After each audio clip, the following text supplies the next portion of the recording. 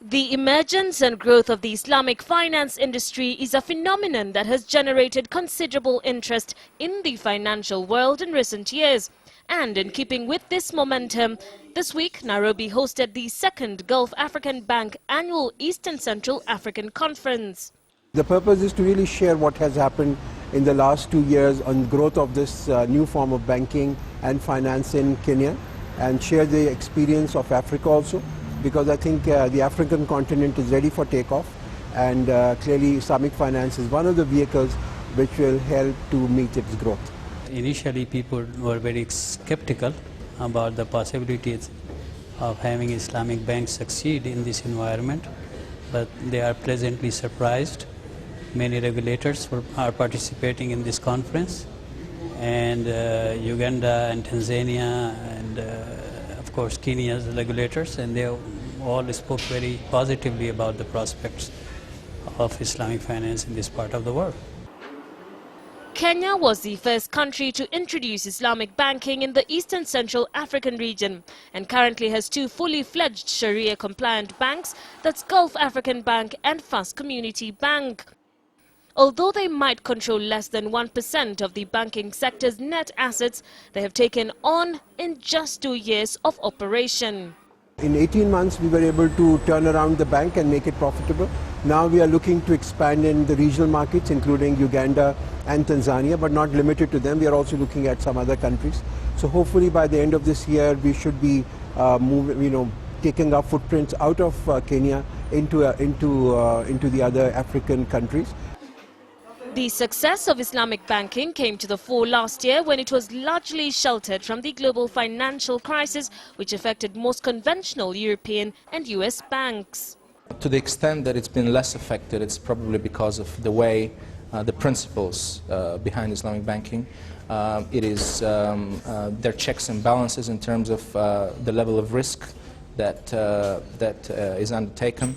Also, some of the more complex derivative transactions that were partly responsible for what was happening with the conventional system are not really a part of the Islamic banking system. There is limitations on the remunerations. There are Sharia boards and boards of the banks that control or have a say in terms of the overall operation of the bank. So there is checks and balances in the system that probably make them slightly more protected.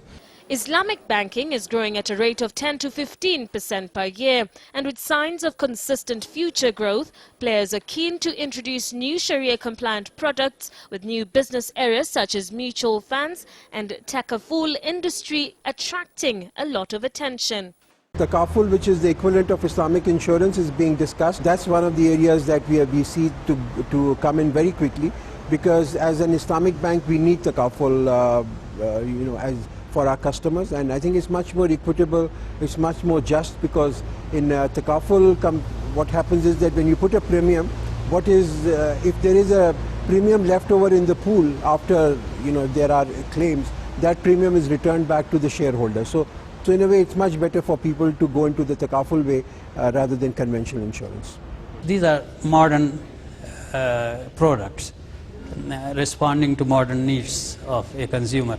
So therefore what happens is that if a person or an institution wants to offer Islamic services, they will ask Sharia scholars, can we offer this service? And Sharia scholar, most of the time their role is to say no rather than define the product, because Islamic law permits everything except that which is forbidden by the book.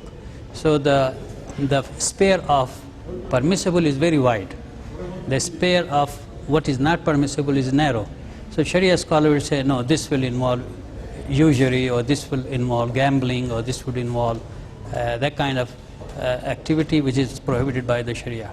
And then from that individual efforts, we move to setting up of institutions and organizations which write standards which must be followed by the providers of the Islamic financial services. In spite of the growth potential in Islamic banking, there are several challenges facing these institutions. These include finding skills in the field, conflict with central banks, and the absence of accounting and auditing standards pertinent to Islamic banks. First, it's the acceptance of this form of banking. There's regulatory challenges.